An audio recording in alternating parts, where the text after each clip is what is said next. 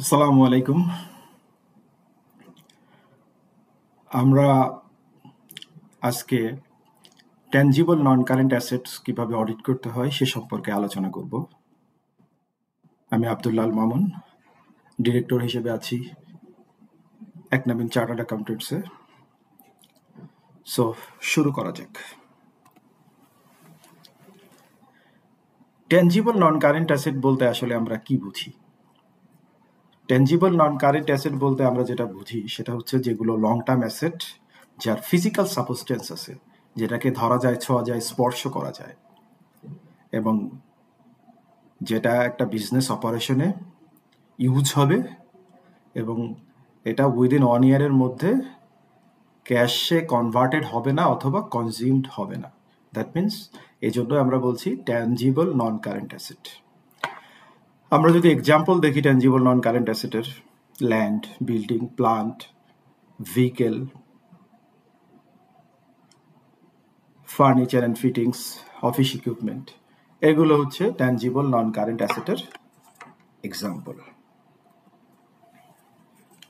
Auditor হিসেবে আমাকে প্রথমে চিন্তা করতে হবে এই ট্যানজিবল নন কারেন্ট অ্যাসেট সম্পর্কিত আমার রিস্কগুলা কি।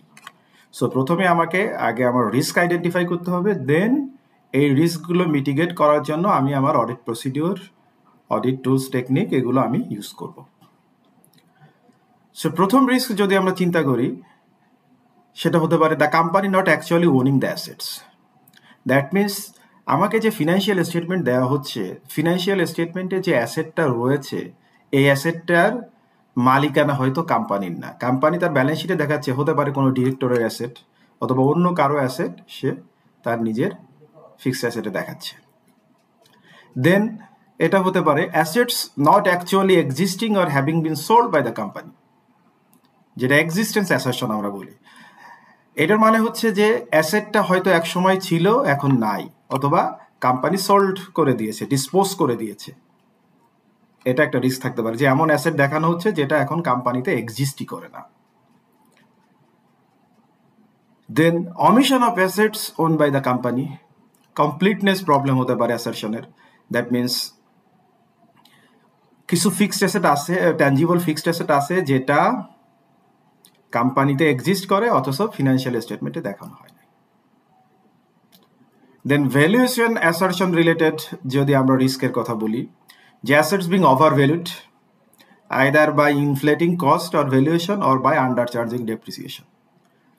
অ্যাসেটটাকে যে প্রাইসে কিনলো তার চেয়ে যদি বেশি প্রাইসে অথবা যে ভ্যালুয়েশন করতে যে ভ্যালুতে অ্যাসেটটাকে ভ্যালু করা উচিত সেটা না করে যদি তার চেয়ে বেশি ভ্যালুতে সেটাকে রেকর্ড করা হয়, অথবা যদি ডেপ্রিসিয়েশন, তার যে ইউজফুল লাইফকে বাড়িয়ে যদি কম ডেপ্রিসিয়েশন চার্জ করা হয়, তাহলে অ্যাসেট ফিনান্সিয়াল স্টেটমেন্টে ওভার ভ্যালুড হতে পারে।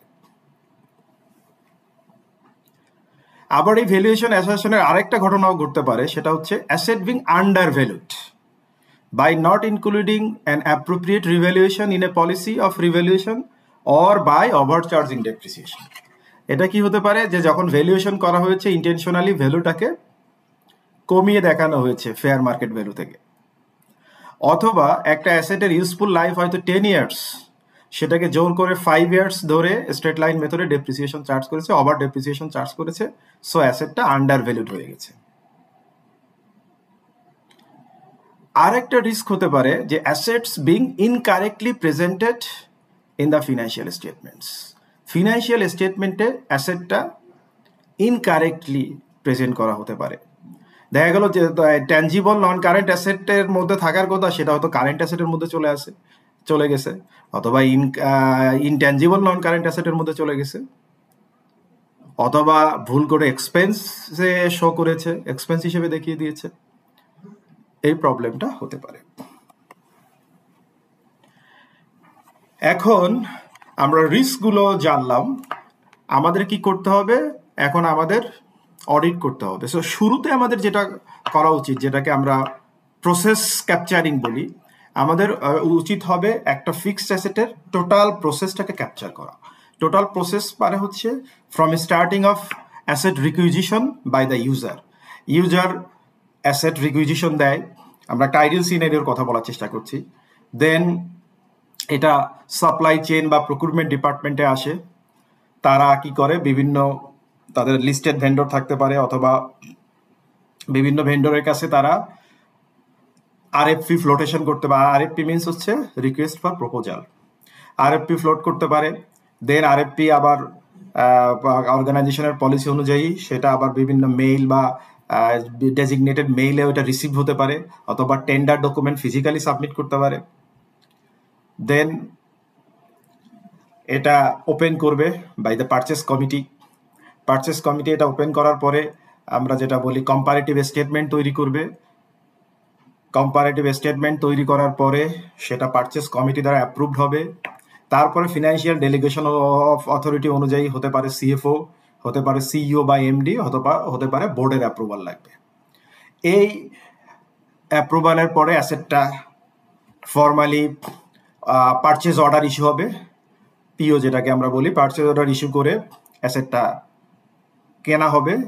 তারপরে অ্যাসেটটা যেখানে ডেলিভারি হবে, হতে পারে কোনো একটা সেন্ট্রাল জায়গায় ডেলিভারি, হতে পারে একটা যে ইউজার ডিপার্টমেন্ট সেখানে সরাসরি ডেলিভারি হতে পারে। সেখানে ডেলিভারি হওয়ার পরে কোয়ালিটি টেস্ট হবে। কোয়ালিটি ইন্সপেকশনের পরে যদি কোয়ালিটি ইন্সপেকশন ওকে হয়, তখন অ্যাসেটটা ইউজারকে হ্যান্ড ওভার করে দিয়ে ওই পারচেজ ইনভয়েস সহ নেসেসারি ডকুমেন্ট চলে আসবে ফাইন্যান্স অ্যান্ড অ্যাকাউন্টসে। তারা কি করবে, এই অ্যাসেটটা রেকর্ডিং করবে। রেকর্ডিংয়ের পরে একটা রেগুলার ইন্টারভেল তারা ডেপ্রিসিয়েশন চার্জ করবে।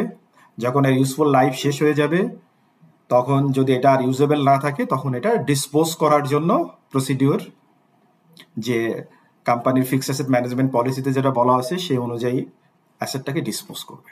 সো ফ্রম পারচেজ রিকুইজিশন থেকে ডিসপোজিশন অফ অ্যাসেট, এটা আমরা পুরো প্রসেসটা প্রথমে ক্যাপচার করব। প্রসেসটা ক্যাপচার করার পরে আমরা কি করব, একটা ওয়াক থ্রু টেস্ট করব।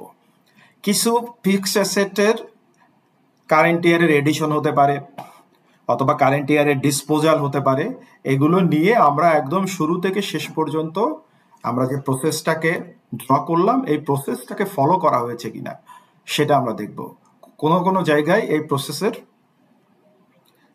নন কমপ্লায়েন্স আছে কিনা, সো এই টেস্ট অফ কন্ট্রোলটা আমরা করব। দেন আমরা সাবস্টেন্টিভ টেস্টে চলে যাব।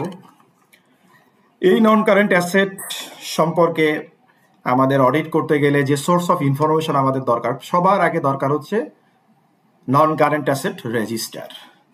একটা অ্যাসেট রেজিস্টার, যদি একটা কম্প্রিহেন্সিভ অ্যাসেট রেজিস্টারের কথা আমরা বলি, একটা অ্যাসেট রেজিস্টারে সব ধরনের তথ্য থাকে।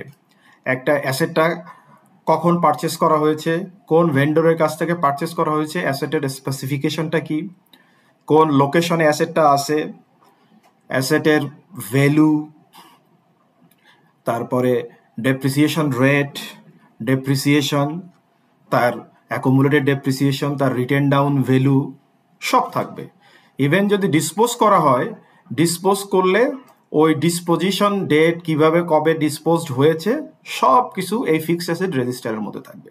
সো একটা ফিক্সড অ্যাসেট রেজিস্টারও আরেকটা ইম্পর্টেন্ট জিনিস আমি মিস করছি, সেটা হচ্ছে অ্যাসেট রেজিস্টারে ফিক্সড অ্যাসেট আইডেন্টিফিকেশন নাম্বার থাকবে, যে আইডেন্টিফিকেশন নাম্বার নিয়ে পরবর্তীতে আমরা ফিজিক্যাল ভেরিফিকেশন করতে পারবো।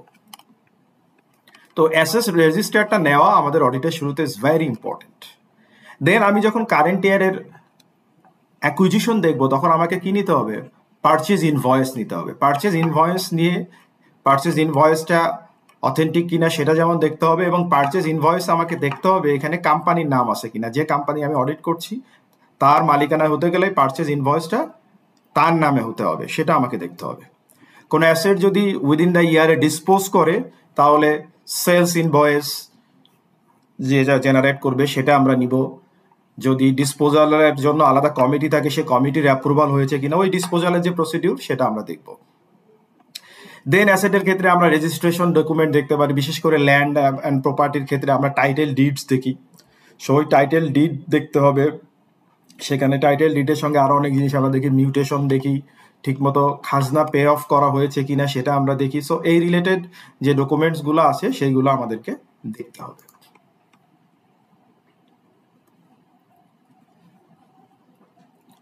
এরপরে ভ্যালুয়েশন যদি করে থাকে, যেমন আমরা জানি IAS 16 অনুযায়ী যে অ্যাসেটের যে ট্যানজিবল নন কারেন্ট অ্যাসেটের ভ্যালুগুলো ফ্রিকুয়েন্টলি চেঞ্জ হয় সেগুলোর ক্ষেত্রে বলা হয়েছে প্রতি বছরই ভ্যালুয়েশন করতে হবে। আর যেগুলো ফ্রিকুয়েন্টলি চেঞ্জ হয় না সেগুলো 3 থেকে 5 বছরের মধ্যে ভ্যালুয়েশন করতে হবে। এবং 2013 সালের Bangladesh securities and exchange commission বিসেকের যে নোটিফিকেশন বা গাইডলাইন আছে সেখানেও বলা আছে 3 থেকে 5 বছরের মধ্যে যেগুলো ইনফ্রিকুয়েন্ট ভ্যালু চেঞ্জ হয় সেগুলোর ভ্যালুয়েশন করতে হবে। সো ভ্যালুয়েশন কোম্পানির এমপ্লয়িরা করলো না থার্ড পার্টি করলো সেটা আমাকে দেখতে হবে। সো এমপ্লয় বা থার্ড পার্টি যারা করেছে তারা ইন্ডিপেন্ডেন্টলি করেছে কিনা, তাদের ভ্যালুয়েশন মেথড আমাকে দেখতে হবে। আর থার্ড পার্টি হলে তার সার্টিফিকেশনটা দেখতে হবে, কার মেম্বার সে, তার মার্কেট প্লেসে তার গুডউইল কেমন, ওই ভ্যালুয়ার কোম্পানি বা ফার্মের তাদের রেপুটেশন কেমন, সব কিছু আমাকে দেখতে হবে। এবং সে যে সোর্স ডাটা ইউজ করেছে, যে মেথোডোলজি ইউজ করেছে, পরবর্তীতে কোনো মেথোডোলজি বা ভ্যালুয়েশন মেথড সে চেঞ্জ করেছে কিনা, করলে তার জাস্টিফিকেশন কি, মোটামুটি সব কিছু আমাকে ইন ডিটেল দেখতে হবে। আর লিজ বা হায়ার পারচেজের মাধ্যমে যদি কোনো ফিক্সড অ্যাসেট প্রকিউর করা হয় তাহলে ওই যে লিজ এগ্রিমেন্ট বা কন্ট্রাক্টটা আমাকে দেখতে হবে। এবং IFRS 16 অনুযায়ী সেটাকে অ্যাকাউন্ট ফর করা হয়েছে কিনা, যেটা আমরা রাইট অফ ইউজড অ্যাসেট বলি, right of used asset create করা হয়েছে কিনা, লাইবিলিটি ক্রিয়েট করা হয়েছে কিনা সেটা আমরা দেখব। সো IFRS 16 কমপ্লায়েন্সটা হয়েছে কিনা সেটা দেখতে হবে। দেন আমরা কি করব, ফিজিক্যাল ইন্সপেকশন বা ফিজিক্যাল ভেরিফিকেশন করব। ক্লায়েন্টের